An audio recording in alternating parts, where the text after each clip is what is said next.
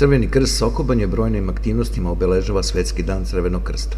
Jedna od aktivnosti u okviru obeležavanja Nedelje Crvenog krsta, koja traje od 8. do 15. maja i čija je ovogodišnja tema Sačuvajmo humanost, je realizacija i podela diploma i nagrada na konkursu Krv život znači. Milice, evo kažemo, petak je i u Nedelji Crvenog krsta, tako? I vi imate i tradicionalno dodelu nagrada, konkursa Krv život znači. Tako je bilo i ove godine. Tako je, u okviru Nedelje Crvenog krsta danas smo učenicima koji su učestvovali na konkursu Krv život znači dodelili nagrade najuspešnijima, znači bilo je 25 nagrada ukupno jer su radovi bili zaista dobri i članovi komisije su bili u dilemi kome dodeliti nagradu, tako da je bilo dosta njih koji su delili prvo, drugo, treće mesto. Ukupno smo podelili 25 nagrada i to je prilika da se zahvalimo dobrovoljnim davaocima krvi na svakoj jedinici date krvi, jer je sutra, 11. maja, Nacionalni dan dobrovoljnih davaoca krvi, njihov praznik.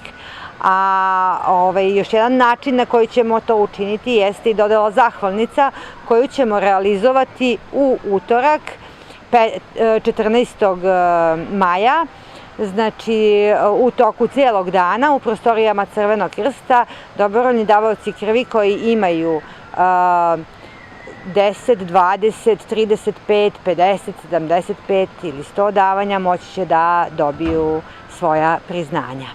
Pored toga, da se još jednom vratim na početak priče, učenici su se, da kažem, na ovaj način zahvalili dobrovoljnim davaocima krvi, ali pored toga su i motivisali svoje rođake, prijatelje, poznanike da postanu dobrovoljni davaoci krvi, da daju krv i tako nekom pomognu, spasu nečiji život. Prema rečima naše sagovornice, ovo je negde oko 25, a možda i više godina da se ovaj konkurs realizuje u okviru Crvenog krsta Sokobanj.